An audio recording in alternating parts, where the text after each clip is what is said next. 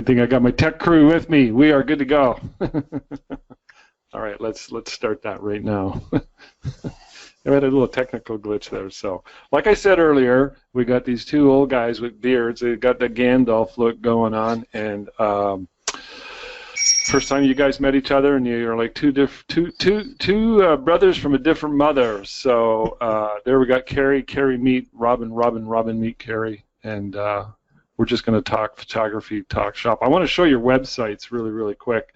On the screen is my website. There's Robin Spencer. Wait a minute. Where the heck did you get that? I don't know. I just Googled it, man. Spencer Studio. Oh, okay. But you're in the... Okay. Yeah. See okay. Right here? It's not Ethiopian lesbian porn. It's no. Robin Spencer. Okay, tell me, Robin, where is your website? Give me the address. You've got most of it, www.spencerstudio.com. That's it. Well, what the heck did I just have? That's not Robin Spencer.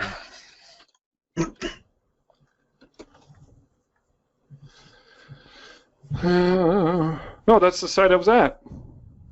There it is. And you got these flashy things that are showing up? Yep. Maybe we could talk about free pop-up. Yeah, your pop-ups. No, I was here, About Us, the care and feeding of Robin Spencer. Yeah, okay. Well, so is that your website? I guess. Or is that not your website? No, that's it. Do you have an alternate website? Give it to me. I have a bunch of alternate websites. The ones that count.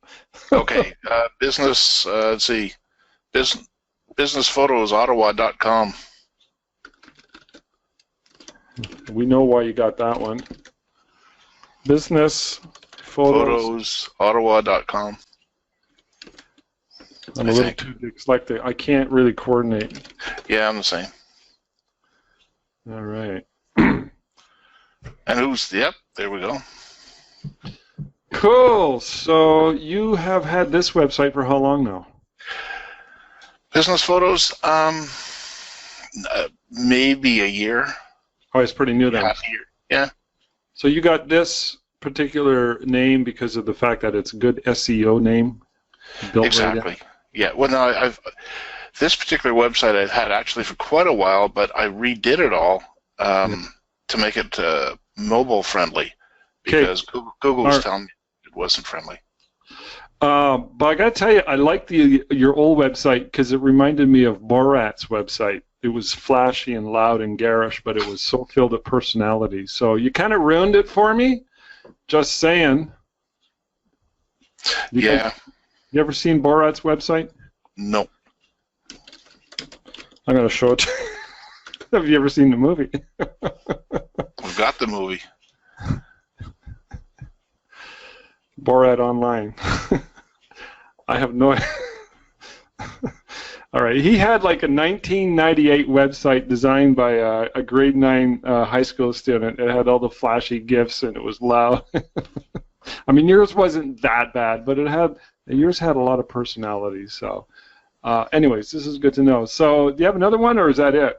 I also have. I always forget because let me just see what You're making me think now. Sorry, it's late in the day, isn't it? I think it's. Yeah, it's bedtime. Ottawa graduate. Wait just a sec. Ottawa graduationphotos.com. It's similar. I did them all. I had to redo them all sometime between Christmas and a couple of months back just to make them more web or mobile friendly. So you basically have the same template, same basic. Yeah, pretty well.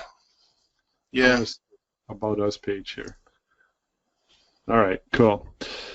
Good. All right, well, it's good to know. And we got Kerry. I'm going to show yours right here. Kerry's very tech savvy, you know. He's all on this whole thing about, because he owns Global Star Websites, which is a web hosting site for photographers as well. Mm-hmm. Yeah. Another side business / main business / enterprise. So obviously you're from Ottawa. Yep.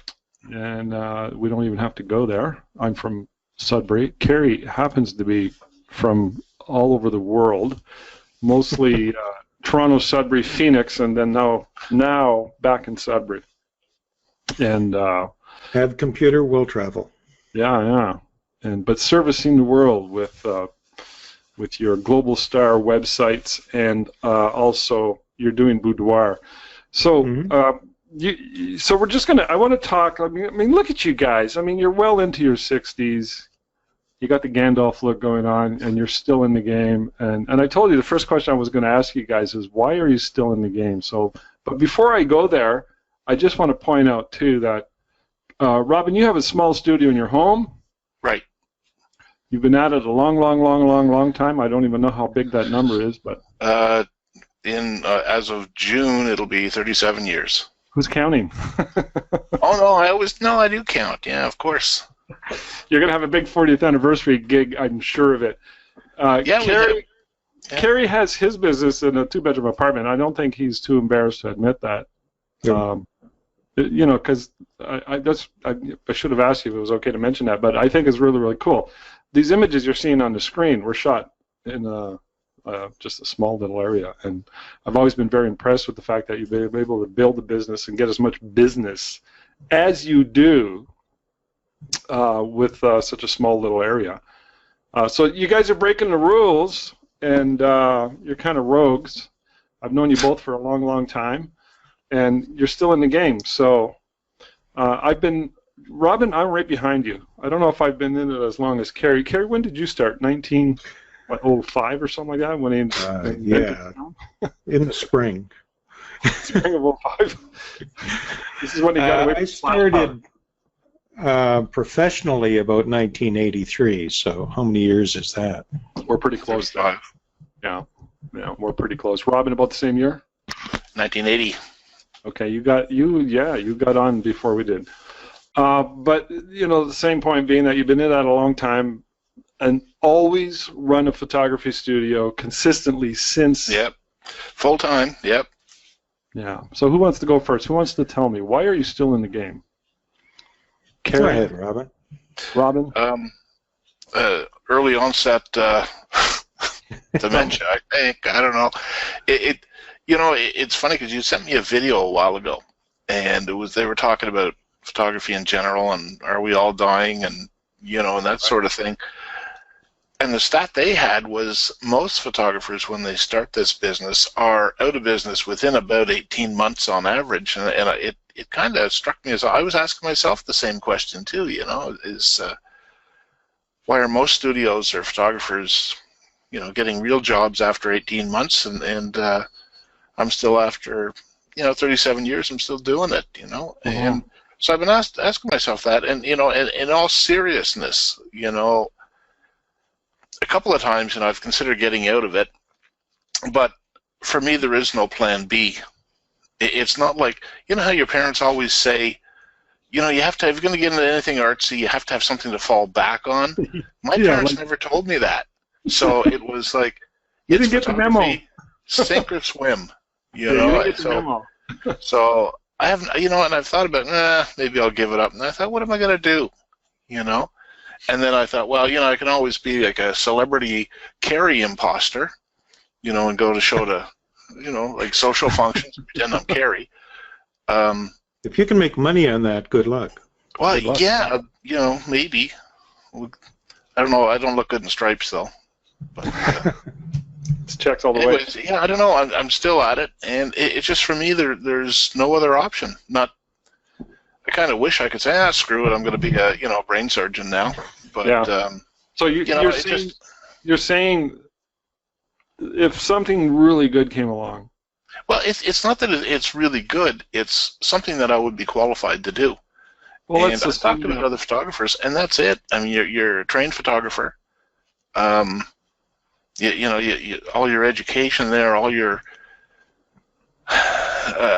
experiences there. It's not like I could just say, I'm going to go and be a, IT professional tomorrow. I mean, it's just there is no other option. I know somebody that could be qualified to do that. Well, no doubt. Yeah. So Kerry, why then? You actually are a qualified IT professional, and obviously would need to be to some degree to run a web hosting company. Right. But a large part of your income and activity, I believe, comes from your photography and always has. It does. And Yeah. so why don't you just, like, why? Why are you still in it? Besides the fact that you can photograph naked girls and half-naked girls all the time. I mean, that's... And they come and pay me money. They pay you money besides that, yeah. So, I mean, where's the downside in that? Yeah. No, really, I'm still pretty businesslike about it. We can joke around all we want, but I generally try and get out of things that don't make money. And I have always dabbled in boudoir, although, as you know, my mainstream photography background was weddings, did weddings for decades. Bill Brown. It was easy for me to do. I kind of looked at what was happening with weddings, and the business seemed to be down. I didn't feel that I could be competitive at my age and do the kind of job that a bride needs to have done, a bride and groom needs to have done. So I thought, okay, what do I like doing? Well, as you know, I'm not really good with children, so being a newborn baby photographer was out of the question. And families, you know, they have kids, darn it. So what's left? Well, boudoir, and I like that. That's the first reason you got into it, isn't it? Way back in the day. Well, exactly. I probably got into it because I liked it, but in all honesty and all jokes aside, I'd drop it in a heartbeat right now if it wasn't bringing in money. Oh, okay. So it's all about the dough. It really is. I mean, we live in a real world with real expenses, and I'm going to have a price increase tomorrow because I just smashed up my car and I got to buy a new one. So I saw that. I saw the pictures on Facebook. Yeah. Well, that's good to know. But let me ask you this then. That doesn't presume or qualify your stance currently as it is as a working full-time-ish, successful, profitable photographer and not enjoying it. You must be, to some degree, still enjoying it. I do. When it comes, you know, I had a session, what's today, Thursday? So, yesterday, Wednesday. And to be honest, I went through the same emotional kind of roller coaster even when I was doing weddings. Before the session starts, I'm kind of dragging my feet a little bit, saying, "Oh, what the hell? I wish I wasn't. I hope she cancels because I'm busy. I've got a whole bunch of things to do." Right. And she didn't cancel. She showed up, and we got into the session. And it's like this switch goes off inside. As soon as you get into the session, you're just into it. Yeah. You're enjoying it. You're snapping pictures and adjusting poses and lighting and everything, and you just have a great time. Yeah, I can relate. I'm the same, you know. Before, I'm secretly hoping, I hope they call to cancel, you know. And then as soon as they get here, it's a blast. I mean, you're laughing and telling jokes, and you're finding out about their lives, and you know, it's just. But I think a lot of that comes from the wedding training.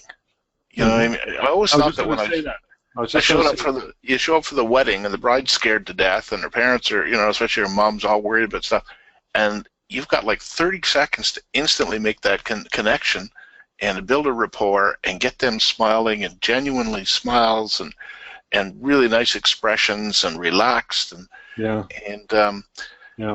that I think that's just part of what we do. So, Kerry, you used to shoot a lot of weddings, and I remember down in Phoenix when I used to go visit you every once in a while, and at the end of a wedding, you were like literally walking 2 feet above the ground because it was, and I understood that, you know, and I understood that. I always felt pumped at the end of a wedding. Even if it was a long, grueling day, I always felt jazzed. Actually, the more grueling it was, the better I felt. You know, if you got that level of exhaustion at the end of a day, but you know you had a good day and you just can't wait to see the images because you're excited about them, then, you know, that was a pretty good feeling. So all that encapsulated into what you're currently doing right now, it applies directly to your boudoir photography, and I'm sure to a large degree, Robin, you can sort of relate to all that as well, right? Oh, for sure. Yeah. Because you don't do weddings, right, Robin? Anymore? I gave them up at least 10 years ago. Yeah. It was 10, 15 years ago, and it was sort of, I guess it was the top of my game. They hadn't really taken that turn for the worst. I was still making really good money at it. But I remember driving home from a wedding, and I turned to my assistant and said, I just can't do this anymore. I just sort of lost that that spark, And I mean, the bride was terrific, and her mom was like, everything went just great. It's just that I just sort of lost that, that spark that you need, because you can't show up to a wedding and be anything less than 100%. I mean, it's not fair to the bride, So I knew that if I wasn't going to be 100% into it, that I'd rather not do it. One of my fears was, somebody saying, "Oh yeah, we had Robin do our wedding back when he was good." So I wanted to sort of, quit while I was ahead. No, seriously. Yep. You kind of want to go out on top, I would think. And I was doing the math in my head on the way back, and I was thinking, well, how many grad photo shoots would I have to do to make up for one wedding, and not having to work Saturdays and not having to sweat like a dog all day, and they could be quite grueling. So your passion sort of left, I guess. Yeah, for weddings, and then it got into other things. Yeah, and it was, and I got it before the whole, it was cool to be a bridezilla.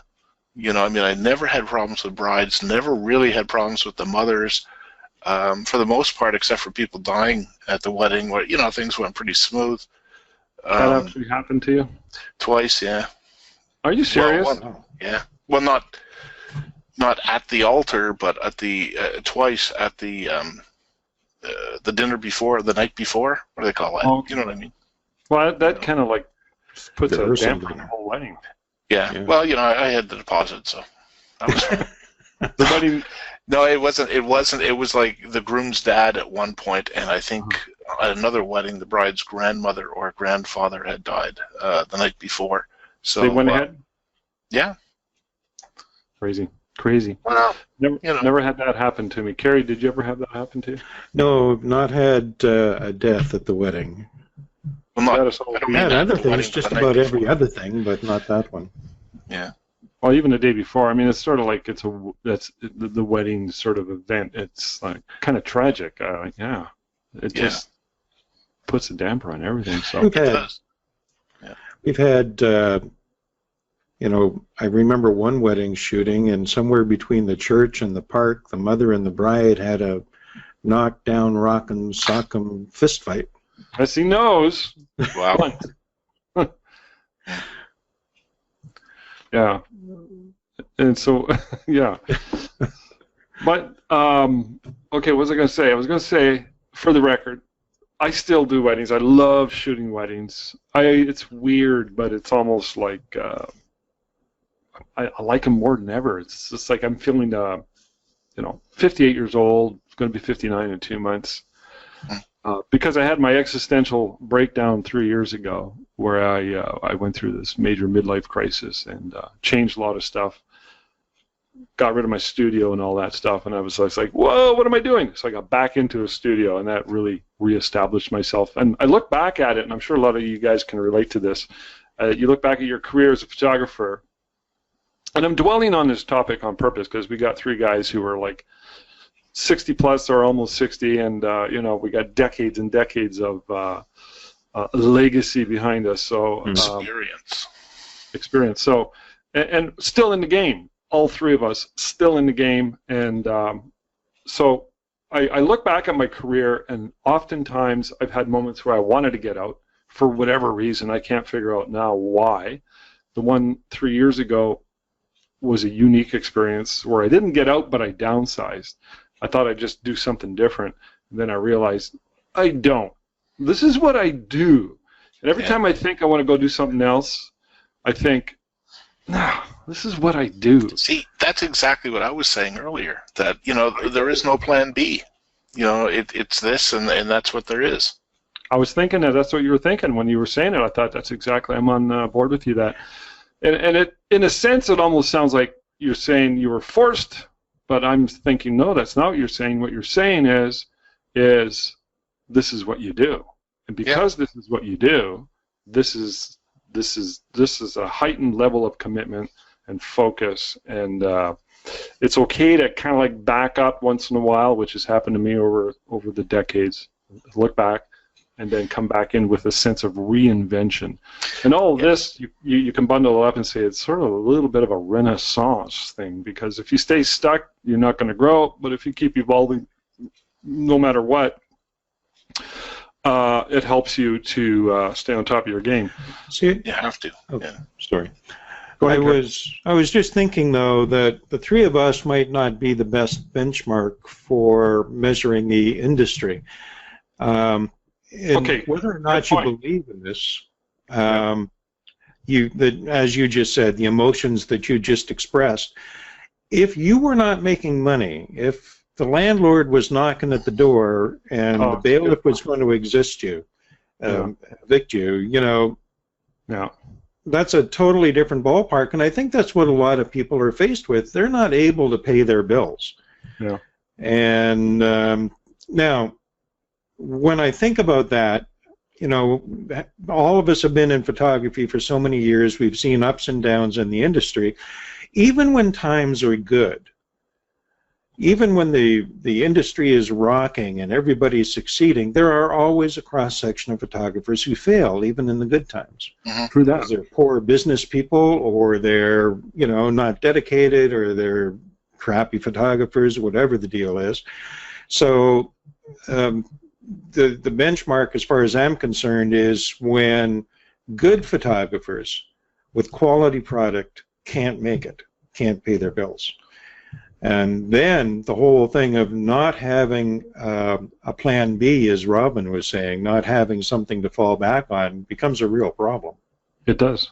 Well, then you're kind of forced. Yeah, you find something real quick.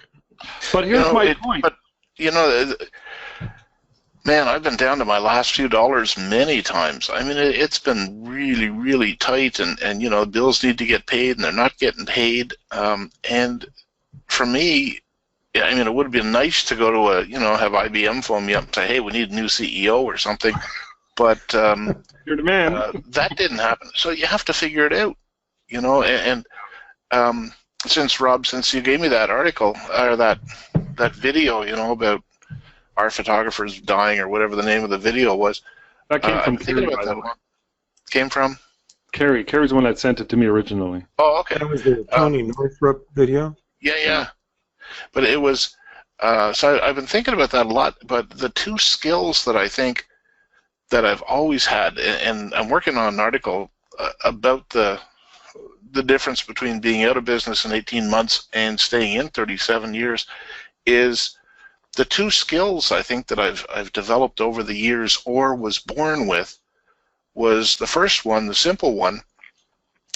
I seem to know when something's not right, when it just doesn't make sense, you know, so I sort of avoid certain situations, you know, so I can get out of it. And the other thing is, I consider myself really good at problem solving. So there's no money in the account, you got to pay the mortgage, you know, you have to do this, so it's not so much being a great photographer, but it's constantly solving problems within photography, with the business, with a bunch of stuff. So it's that seems to be the skill that just has kept me going. So in other words, making money. When you say solving problems, finding ways to make money. But I mean, there's all kinds of stuff. I mean, you know, you get some competitor who absolutely hates you and wants to kill you. I mean, how do you fix that? You know what I mean? And stuff happens, and we all have disasters. Well, we all have disasters, whether it be in families or whatever, and you have to figure your way out of it. And I agree. You know, so being able to solve problems has been, you know, probably my biggest asset.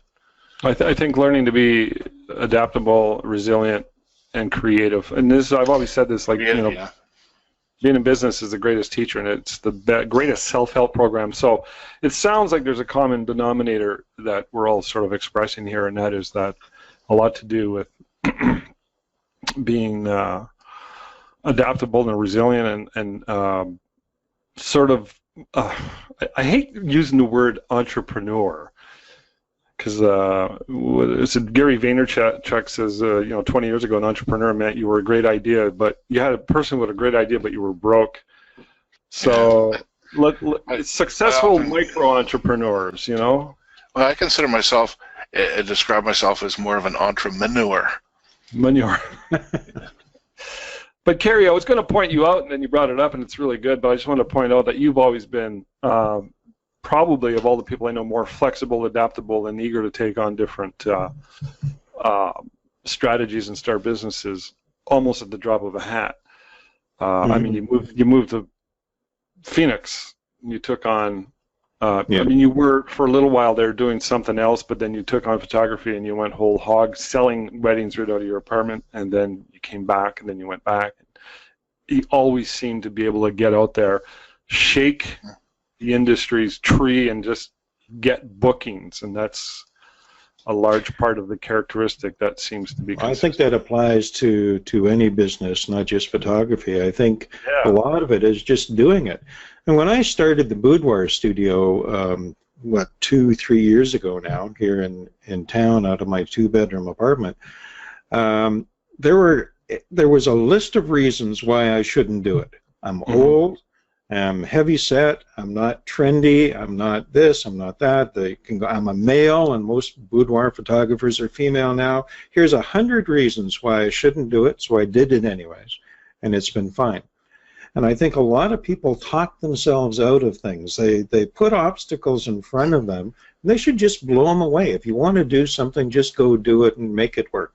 Do some girls not book with me because I'm a guy? Probably. I'll never know, because they didn't book with me. But there's enough who will book with me. It's right on. If you scroll down, there's a picture of me on the front. They know I'm a guy. And it's just all of those reasons that I thought were going to be problems were not problems. So it's all like stuff you made up and based on fears in your own mind. That's right. And I think a lot of people are like that. Nice picture, by the way. Look at that. I wonder who took that picture. Well, I was wondering, you must be really good at Photoshop. You look great. I was down in Phoenix. That was a grab shot. He was just there, and I was like, oh, let me do a quick picture of you. The light was perfect. So those are good points. I mean, really. How many times do people, and how many times have we talked ourselves out of a certain situation because of the same thing you just basically talked about? So, that's why you're still in the game. Probably always will be. I can't imagine retiring. I can't imagine getting up in the morning, making a cup of coffee, and saying, okay, that's the highlight of my day. I'll go watch the grass grow. Yeah. I agree. Robin, you see yourself retiring? No. No, no, not officially retired. I think I'll always sort of have a hand in it, but I do consider myself being semi-retired for the last few years. Yeah, I don't, because I don't do weddings, it frees up a lot of time. So I'm doing a lot of headshots and that sort of thing now. Some families, but so it's not like I'm run off my feet. I take the jobs I want to take, and I have an online booking service, like a calendar that people can go ahead and just book me. But I go out and I block off certain times. Block off lunches so they can't book me. Block off nap times. Block off Mondays. The times you don't want to work. So it's not like I'm hustling, 6 days a week like I used to. So it's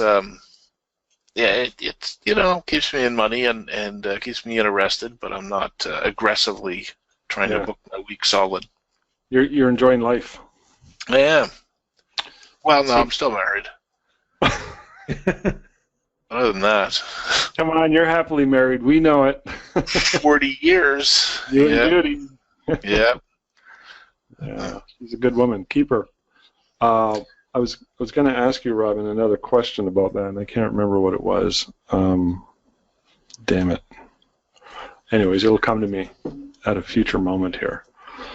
I just remembered. You did a photo shoot really recent on location. It seemed to me it was a very, very large group. like a week ago. Oh, yeah. At Parliament Hill? Yeah. I saw you in person 2 weeks ago at the Professional Photographers of Canada, and I believe it was like the next day or a couple days afterwards. Yep. Yeah, we do a large group shot, 220-some people. We shoot it on the Monday, typically 10, 11 o'clock in the morning, and I have to have everybody gets an 8x12 delivered by Wednesday morning. So, it's a matter of shooting it, photoshopping it, getting it to the lab, picking it up on Tuesday so I can get it out to them on the Wednesday. But I've been doing that every year for, I don't know how many, I want to say 15, but it's probably closer to 20. So it's nice, nice big group shot. It's the time of year when you can use that sort of, that kind of work. So, yeah. I saw the results. It looked really good. What happens if you got like really harsh light or sun, or is it not a problem? Or well, I use a fill flash for the 230 people, and just non-camera flash, and it works. It'll look pretty good. No, there's no on-camera flash. You can't do a fill flash for 225 people. I was just thinking that. You hope for the best. You hope for the meter. Just to get everything down pat, and you do what you can. But in all seriousness, out of the last, like I said, I don't know, it's been 15, 20 years I've been doing that. I think twice we've had sun. Okay. I mean, any kind of, typically it's in the rain. And I usually have somebody there with a big umbrella holding it over me and my camera. I get the shot. Right. I get the group set up, and then I yell, umbrellas down. The umbrellas come down. They get soaked for about 30 seconds while I bang off a dozen shots. Nice. And, but this year was a little bit of a pain because every year now we've been doing them up at Parliament Hill, right in front of the Peace Tower. Right. But this year they had the RCMP had it blocked off so that they would only let I don't know how wide the steps are. Let's say they're 80 feet wide. They had it blocked off, so maybe 10 feet was free. Mm-hmm. So in the pouring rain, we had to move the group, and I had to go find another spot and try and move that many people and get them set up. And it was a good group. And I'm not trying to be funny when I say I Photoshop it. We drop in the name of the organization, the date, and all that stuff.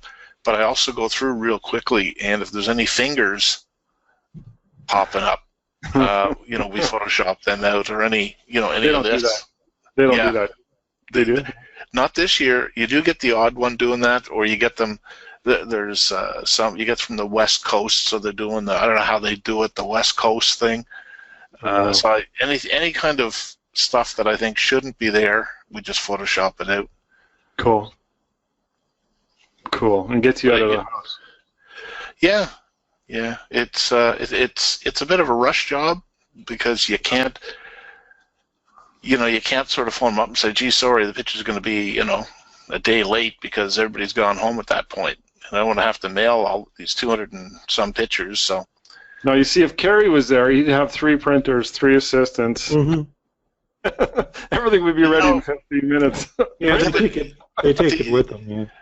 But, it's the experience, that I used to do that. We used to run it down to a custom lab down the street and just sit there all day printing stuff. I hired someone to come in, and we would just bang these things off. But now it's, you just know where to go. And I'm finding out I'm farming out a lot more stuff. If I have a whole bunch of headshots to do for a corporation, we go to some place. I send the images down to Peru, pay a couple of bucks, and have them do the retouching for. Well, I'm not going to sit there and retouch 40 faces, when I can get somebody to do them for a couple of bucks a piece. I hear you. And so I farm out a lot of stuff, but over the years, you make connections that these people are reliable, and you can count on them because you can't have last-minute screw-ups on a rush job, right? Can I ask who you're using for that? I'm just curious. For retouching out of Peru. Yeah, at this point, retouchup.com. Oh, okay. And I find them pretty good. Then one of the nice things, I've heard about these guys too. It's supposed to be very good. I've been using these. One of the nice things they have is that they have some people working for them that don't do a great job, so you can flag them, never to use them again. You're talking about Retouch Up. Yeah, and they have, and if you find somebody who's really good, then you can sort of put a little heart symbol there beside that particular retoucher, and then you pay an extra, I think it's 25 cents, and you can just pick, from your favorite retouchers. Yeah. Because, retouching, it's like anything else. Sometimes it's like waitresses, it's like doctors or anything. You can get good ones or you can get crappy ones. So I only stay with the really good ones, and I'm willing to pay the extra 25 cents because I'm that kind of guy. So, Kerry, are you using any of these, or I guess I don't know? I generally don't. I have on occasion, but most of the work that I'm producing now in boudoir photography is highly, what's the word that's gonna fit? It's unique. No, it's sensitive for one thing, but it's not really that I'm talking about. There's a certain look that I try and produce, and I can't really describe it to someone else. Yeah, but it works. It works. People seem to be liking what I do. It's a lot of work because basically all the retouching is done in advance, and you're doing it on speculation. You don't know if they're going to buy or not. So you've got to go through, I try and get 30 images that I think are really knockout images, and that could take me 5-6 hours just to do that. Mm-hmm. And, wait, to do the shoot or do the retouching? Retouching. Oh, okay, wow. That's in addition to that. But you see, my belief right now in delivering this kind of work, and this might apply to portraits and weddings and everything else, we have to be remarkably different than what they can do themselves. Right. Not just better, but different.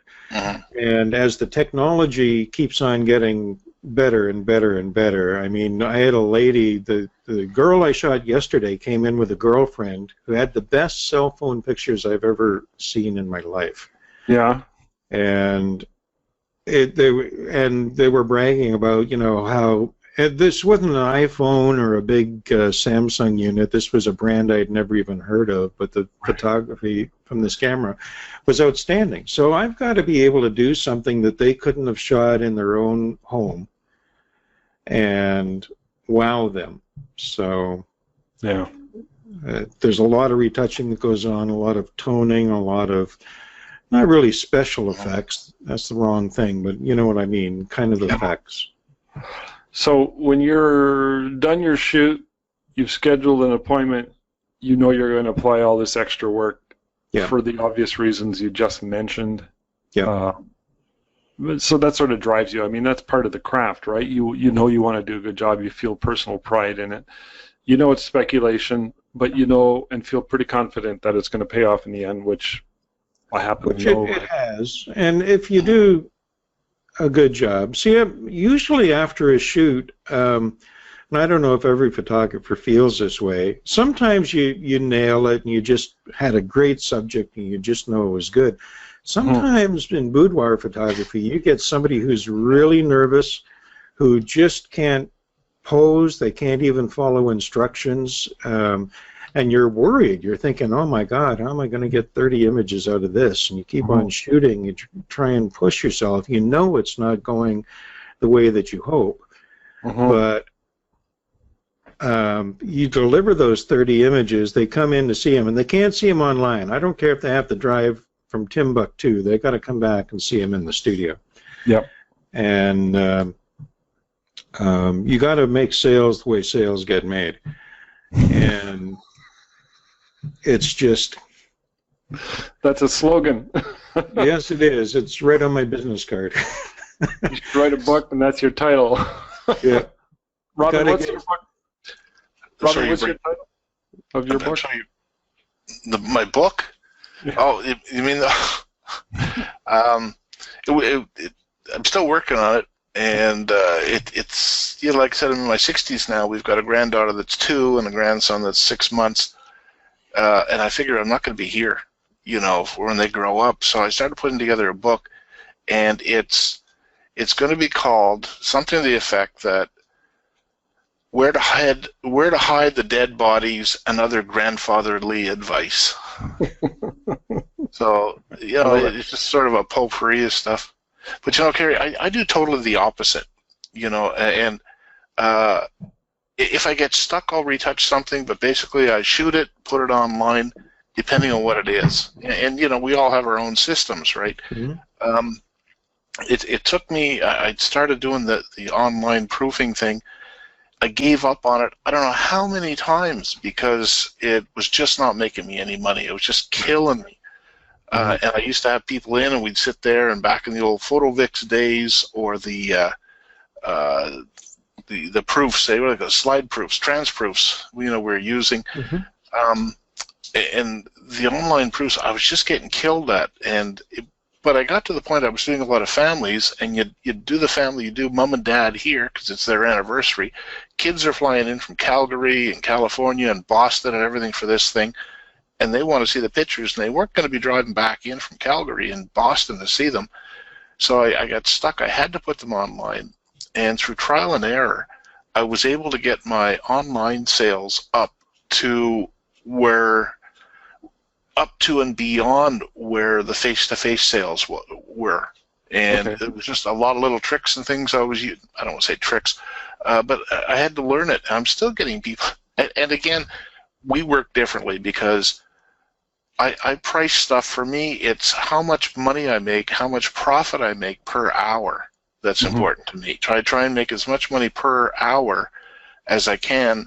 Hopefully, if I just work 1 hour today, that I don't have to work for the rest of the week. You know, so I work for an hour, get paid for what should be 40 hours, and that's fine for me. And I love it getting up in the morning, and I see that PayPal has, I don't know, $700, $800, $900, $1,200 that came into me while I was sleeping because of online ordering. So I know a lot of people don't like that. I've had two very, very good photographers here locally, when there's stuff happens back to back, that's when I see it. And I had them both within the same week, and I don't even think they know each other.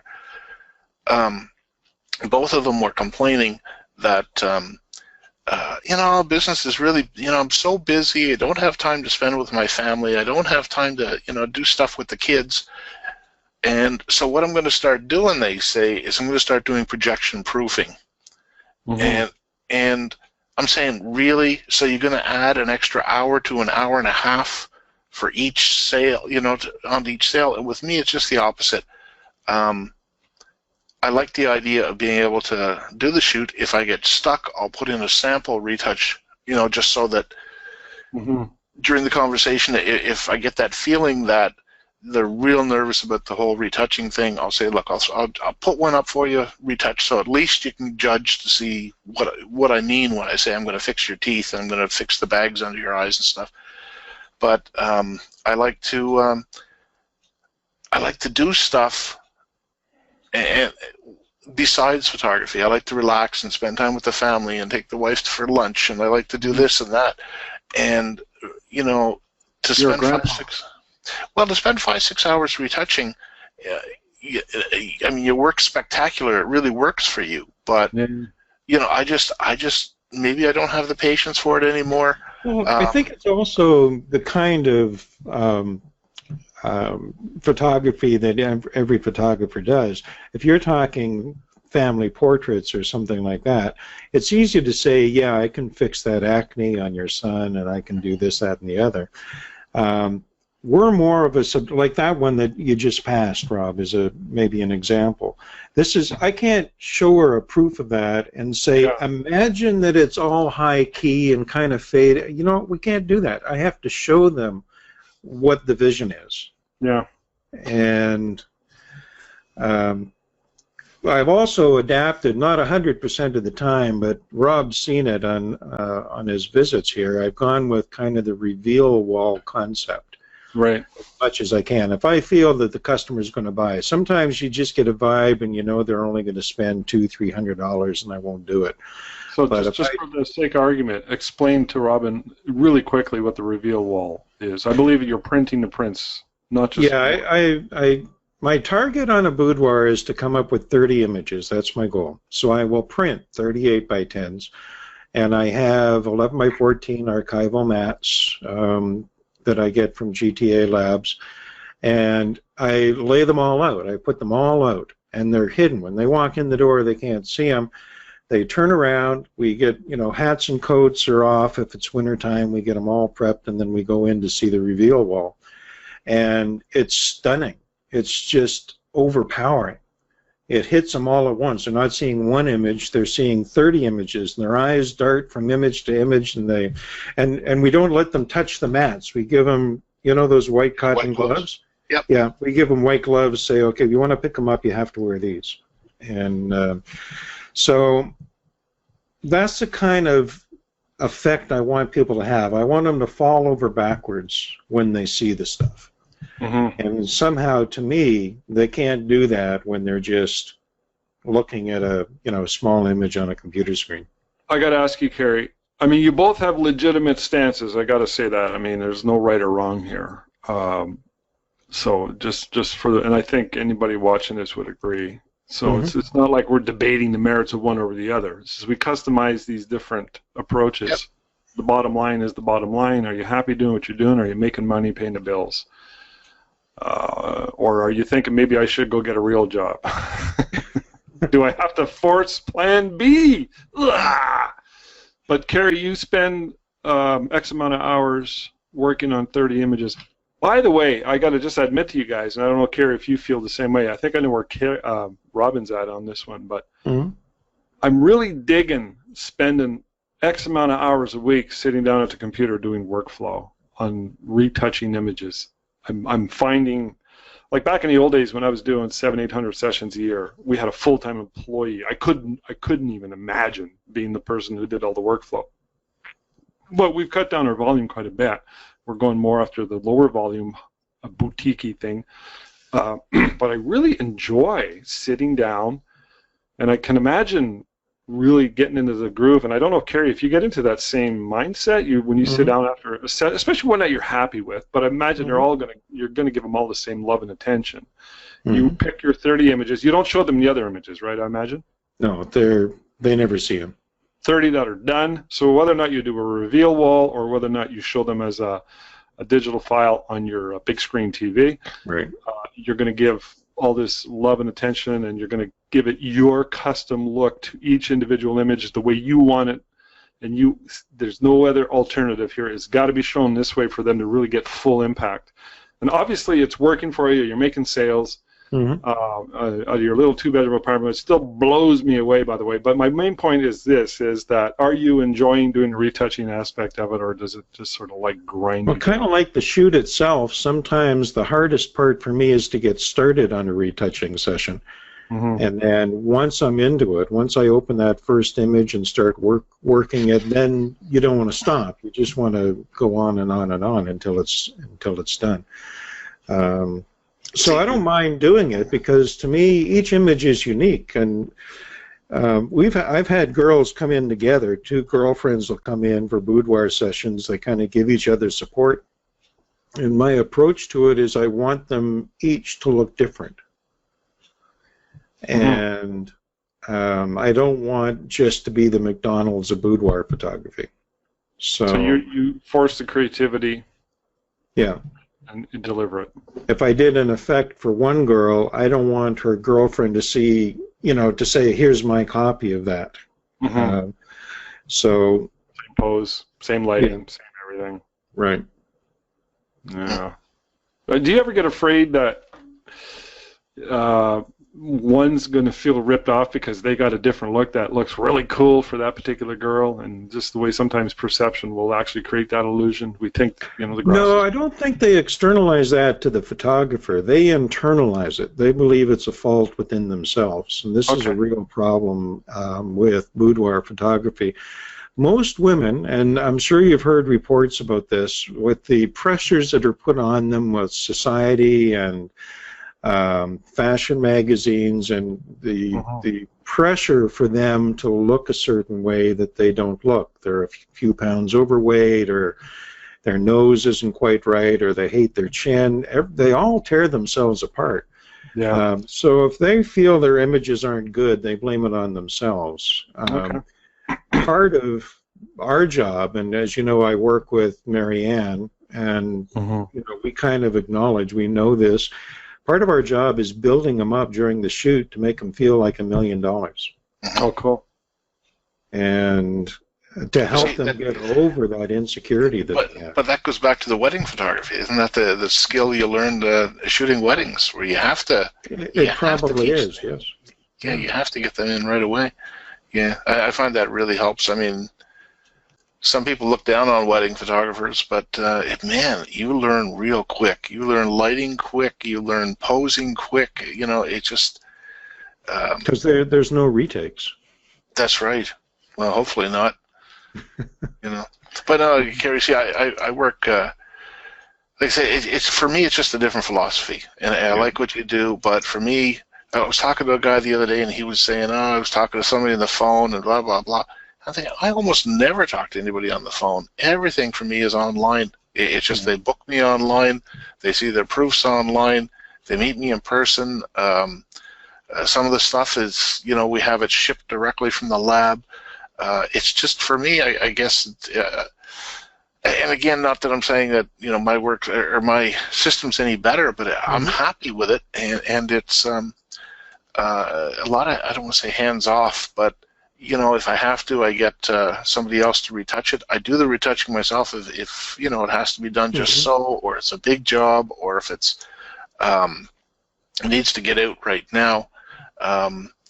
But I think I'm maybe a lot lazier than you are. You know, I'm trying to make money and run a business here, and trying to outsource as much as I can. Yeah. But like I said, you know, stuff that's been tested and retested and retested, and you know, well, it's just a different philosophy. Yeah, I guess it really does go down to, if it's working, if it's putting money in the bank, then it's a successful system. Yep. Yeah, and it's just easy. Like I said, it's just for me to think, if I had to sit there and retouch for 5 hours, you know, I'd probably be looking for somewhere to hang myself. Not that I don't enjoy retouching, but if I'm going to spend any more than 30 or 40 minutes in a day doing retouching, in fact, let me just pull this out here. I don't know if you can, this is a little post that I have right on my computer. I don't know if you can, it just says, send to Peru, because, you know, sometimes I think, oh man, I got all this to do, and I stick this little sticker on my computer here. Just a reminder that, you know, hey, there's an easier way. You know, if it's a nice day and you want to take the kids out to the park, or you want to go for a walk in the woods, or you want to just lie in the back and read a book, send it to Peru, and it'll be done in a little while, and the work's good, and I don't have to spend the time in front of the computer. See, I guess I have a little different philosophy towards work, and I still try and push myself, even though I probably don't have to. But I spent a lot of years in a corporate environment where, you know, you're 9 to 5, and you get a half hour for lunch, but you put in a full day. So my attitude now is, every moment I'm not retouching or shooting, I should be marketing. Yes. And now, are you big in the social media? You must be. Yeah, practically. Well, other than the occasional women's show in town here, 100% of my advertising and marketing is through social media. Okay. Yeah. Okay. Well, yeah, I can see, and you obviously have no problem with the people give you permission to use their images, you know. I make the guarantee that their images will never be seen by another human being without their explicit signed consent.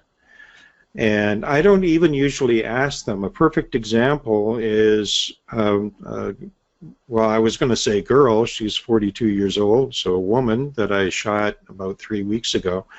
Loved her pictures, husband loved the pictures, and she's now saying, okay, I'll sign whatever, I'll come right over right now and sign it, but I want to see my pictures on your Facebook or my website or something like that. She's proud of them, and she deserved to be. She was good.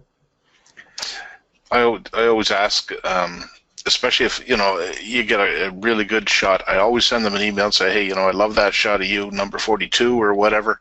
Is it okay if I tweet it? And I don't think I've ever had anybody say no. They, you know, and so I get an email back saying, yeah, sure, do whatever you want with them. So I usually end up tweeting them and maybe sticking them up on Instagram or LinkedIn or whatever. Yeah. So you get permission, but it's very casual. Always. Yeah, well, I don't. I mean, I actually get an email with their permission on it. Yeah. So. That's what I meant. But Kerry has, he's paranoid. Yeah, Oh, it comes from 15 years in the States. Everything is a signed document. Yeah, And, no, I agree, especially for what you're doing. Yeah, it's boudoir. Most ladies don't want their family and friends to know they even had a boudoir session. Yeah. So. Most. But Kerry, you were saying corporate environment. I just want to enlighten everybody, and Robin is what you're talking about. You were in Scottsdale, Arizona for many, many, many years, working. This is, by the way, Robin, this is Kerry's personality, and we joke about it. I've known him since the 80s. He moved to my area in 86 from Toronto, photographer. His wife's working full-time. All right, where's the bridal show? There ain't no bridal show. So what's he do? He starts the bridal show. Does the biggest badass bridal show I've ever seen. So he can't just do one thing. We joke about this all the time, you know. And so when he's down in Phoenix working full-time, literally running a full-time photography business, and this job he had would fly him all over the world. All over the world. He'd come in from Japan on a Friday. The next day he'd shoot a full wedding, maybe 2 or 3, because you had people working for you. Yeah. And then Sunday, get on a plane and fly to freaking Germany. I don't know how he did it, man. That would kill me. Because traveling is tiring. You know, you get off a plane, and he just never complained. I don't know. It's just, some people seem to be cut out to fulfill their ambitions and drives and come up with all these different ideas and fill in every square inch of time in their lives just being productive and doing shit. And so I think we're all different, and that's how it's reflected, right? It's how it shows up. Yeah, well, it's how you sort of customize the business to work for you, right? Mm-hmm. So that was your background, right, Kerry? That was your thing, and I think having grandkids changes. I keep hearing it from people all the time who have grandkids. It just sort of like bing, changes them. Yeah, makes you understand family a little more. But you know, it was because we had the kids. I was working I was working full time back in 1978, I guess, and that's when all the Kodak silver prices shot up. Well, silver in general, and of course Kodak raised all the prices. And you know, you got kids, and you think, man, I can't dick around here. I got to make some money. I got kids to feed now. So that was, you know, having kids certainly motivates you to work and put food on the table and that sort of thing. And with grandchildren, I guess it's more of the time, you know, and you know, I mean, the end is near. You know, you're in your early 60s, and there's only so many years left, and you know, so you really want to spend more time with family and doing stuff, and you know, you don't want to spend it all working. Kerry wisely has a cat, so he's low maintenance. Oh. You've always had a cat. Pretty much, yeah. Didn't actually plan that. It just kind of worked out that way. You had Chico for many, many years. That was amazing. Yeah. Cat's been all over the world. Well, Cat traveled as much as I did, yeah. We had a dog, Chico. Oh, yeah. Really? Yeah, unusual sort of name. It's just... Well, by the way... We're 2 peas in a pod, me and Kerry. Yeah. When Chico moved back to Canada, Chico got renamed, right? Sally, yeah. Oh, really? Chico's a girl, and maybe Kerry didn't know. I don't know. Oh. I thought it maybe came up here for one of our free sex change operations. Let's talk about that. No, let's not go there. Transgender cats. Yeah. No, let's not. Yeah. And I think they have special bathrooms for them now. The litter boxes. But oh, yeah. Chico is a better name for a cat that lives in Arizona. I mean, you got to admit it. It's very, very suitable. So what would you guys... We're going to wind her down very, very soon here. So what advice would you guys give, say, because, you know, we're like 3 old guys, 35 plus years in the game, still going at it. What would you advise the 25-year-old millennial who's really, really, really, really above and beyond anything else wants to be a full-time photographer, which we know there are no jobs. There's no career path in photography. That's a given. We can pretty much take that for granted. But they want to make a business. You want to actually earn a living out of it. What advice would you guys give? If I was ever asked to speak at the college photography classes, I'd say drop out of this class immediately and go take business, go take marketing. That's what you need. I mean, yeah. I keep saying, the photography thing is the easy part. It's trying to get people in, and that'll pay you on time. That's the that's the hard part. And I think Kerry made a really solid point earlier too. He says there's a lot of people who can do regular boudoir stuff. He's got to do something that's different. So that I believe is part of the marketing solution too. Oh, it's yeah. So you can't go in and start shooting and everything doesn't work and start blaming something external. That's what I like about being in business. You got to take responsibility for everything and change what you need. You just got to change. Something's got to change. You got to get sales the way sales are got, right, Kerry? Yeah. Well, I think on top of what Robin's saying, I believe some people are just not cut out to be self-employed. Yeah. And I think this is where a lot of failure happens. Some people just know they want that regular paycheck. They know exactly to the penny how much that paycheck is going to be. They know when it's going to be in their hands, and they just need that security. And let's face it, as self-employed entrepreneurs, there's no guarantee that you're going to have the money that you thought at the time that you thought you were going to have it. So being able to money manage, being able to beat the streets and come up with sales when sales are slow, these are the skills that you need today. It's funny because we do. When I say we, of course, I mean me. But I figure maybe I'm schizophrenic, so I can get away with that. I don't know. But we do a lot of business photos. A lot of people just getting into, let's say, real estate or consulting or whatever, doing business photos for their websites and their business cards and all that. And I find, and maybe it's my imagination, but I find a lot of people coming from the corporate world, especially government, who have decided, hey, I'm going to walk away from the government job and start working for myself, be my own boss, be my own entrepreneur. They don't last long, because I think they're raised into a culture that, hey, that's not my department. If something gets spilled on the floor, that's somebody else will clean that up. The toilet gets plugged, somebody else is going to fix that. If bills have to be collected, and I think a lot of times they're just overwhelmed by the amount of knowledge you need to run a business. And the amount of work involved and the time involved and the planning involved and everything is your responsibility. Yeah. And I think a lot of people coming in from other large corporations or government are just not prepared for that. Where they've had one little job and, hey, I got a headache, I'm taking the day off, and I'm going to have a mental health day because I'm kind of stressed. You don't get that. I remember showing up to a wedding just outside of Ottawa. I had a temperature of 103 degrees. And I was sick. I was so friggin' sick. But, I mean, there's no sick leave. I think in 37 years I've taken 2 days off because I was sick, And I remember getting out of the car at this wedding, 103-degree temperature. I was just dying. And as soon as my foot hit the ground, getting out of the car, all of a sudden you get that energy and that that excitement, and I went through the rest of the wedding. Everything went flawless. It was just a great wedding. Of course, when you get home at night, you crash and you die, right?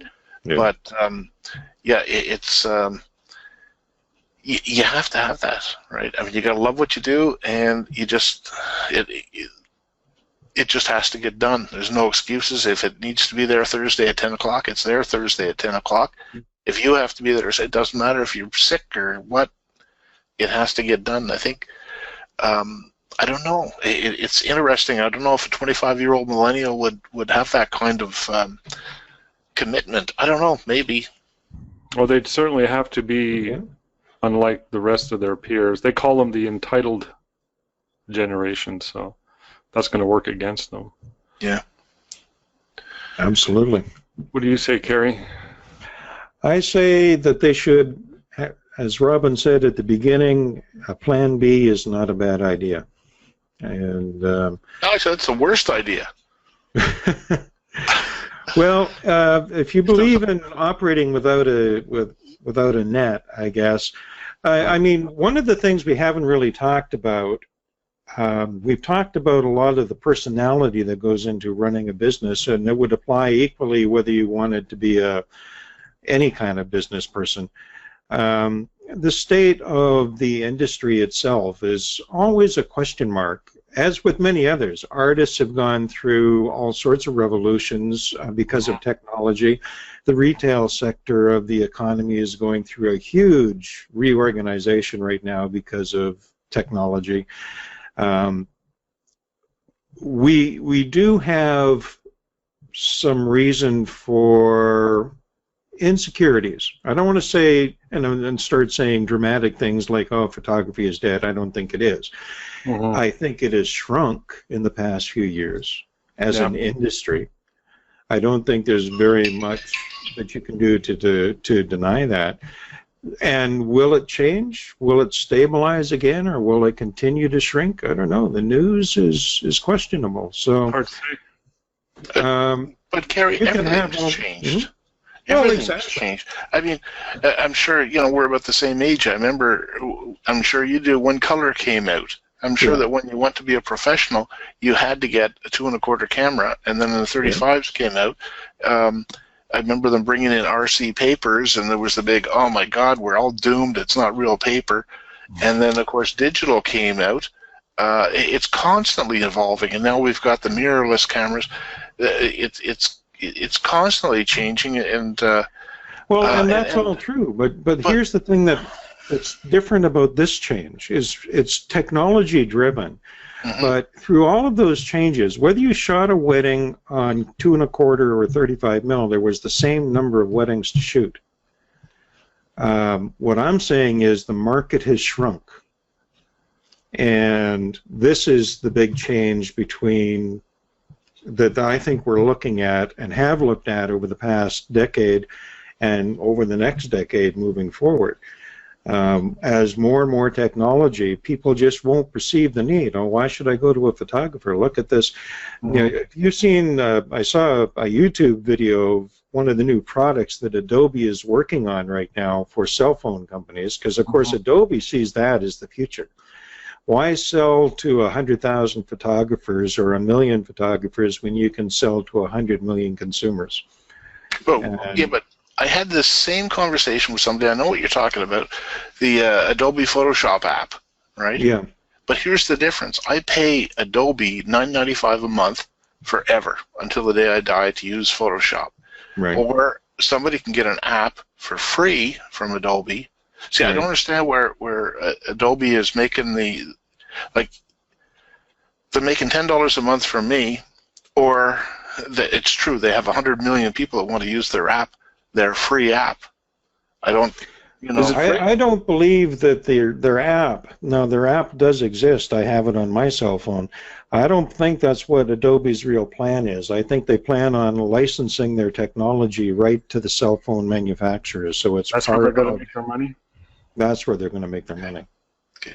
Well, it could be right, and that could happen. That could very well happen. But who knows if it's going to affect professionals and people in business who are hard. Adobe's already got their site up right now, partnered with Apple. Or no, I'm sorry, not Adobe. Apple has their site up right now on how to take professional pictures with your iPhone 7.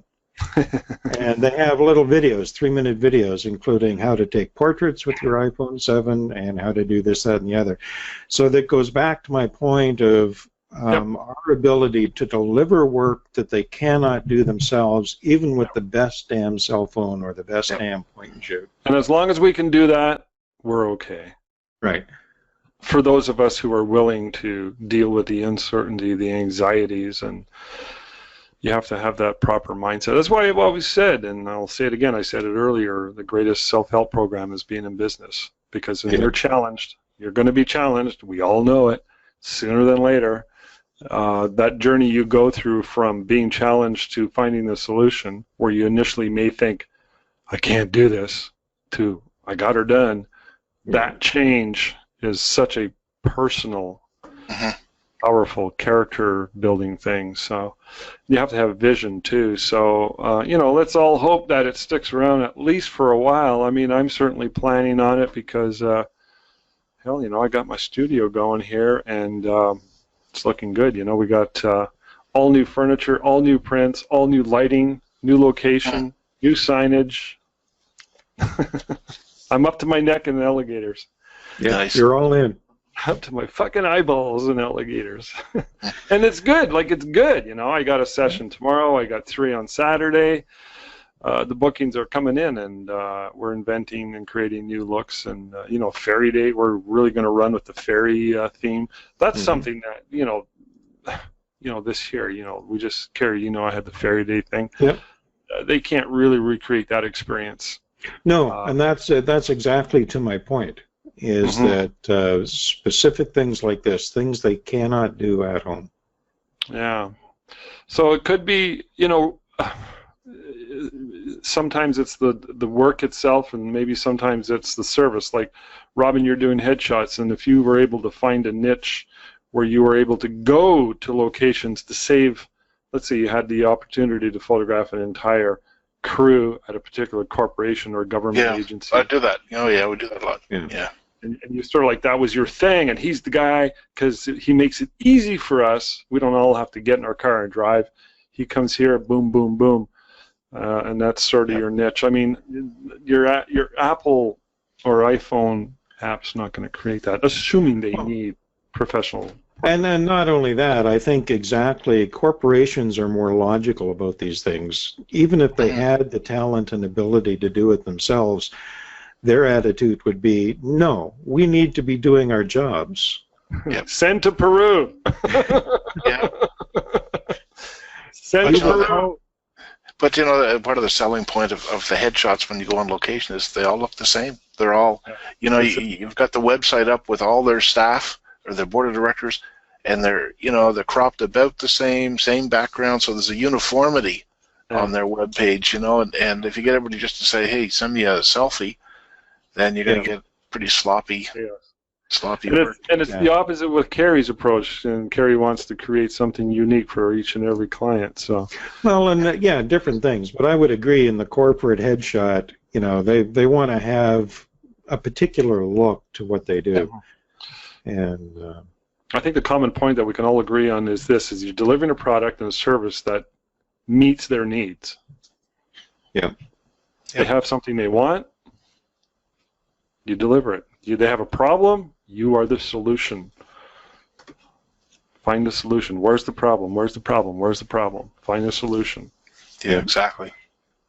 So, okay, let me ask you one.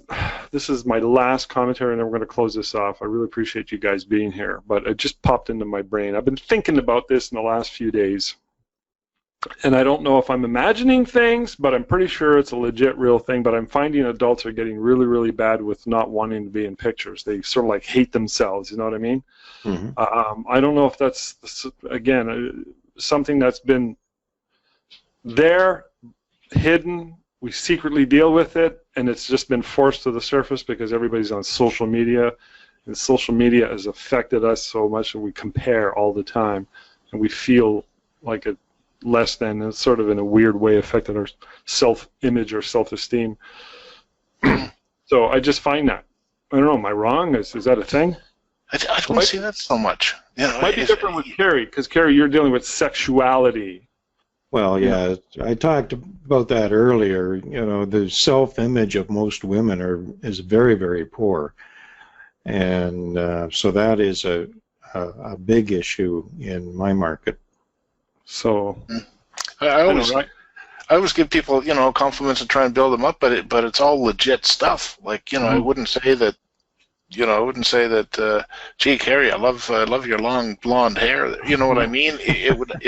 You find something nice about the person, that's what you say about them. Yeah. What about if you have? What I've told people, I've had people though. I mean, how many times have you heard this? Oh, I hate having my picture taken. I always say, hey, I've been doing this for 37 years. I've never once had somebody say, I can't wait to get my picture taken. I just love that. Everybody says, I hate my picture. That's a good answer. But you just you try and keep it light, and But one of the things I noticed, I really value the reviews we get. We get a lot of really good reviews online, and they like the photos and stuff. But they always say how much fun they had, how I made them relaxed, and that sort of thing. And I think that's a lot of our job too, is just making people feel good one way or another. Just but it has to be legit. Yeah. We don't distort the truth. We just make them feel good about what they are. Mm-hmm. Yeah. This one yesterday, she was so concerned about her tummy. She said, "Oh, I've got 2 operations. I've got 2 big scars, and blah blah blah." And when I finally did see her tummy, I couldn't even see the scars. But in her mind, they were just huge. So true. So true. A lot of times I think people, when they have scars, I get that all the time too. Well, I have a scar here, and I look for this stuff, and I'm looking, and I'm sure they remember when the scar was, this big and stitches and everything, but now it's all faded and gone, and you're right. In their mind, I think they tend to be very overly critical of themselves. Exactly. Yeah, and I was going to mention, when you have that Freudian slip, when you go to compliment them, you find something you like about them, and you accidentally say, "Oh, I really like your Visa card."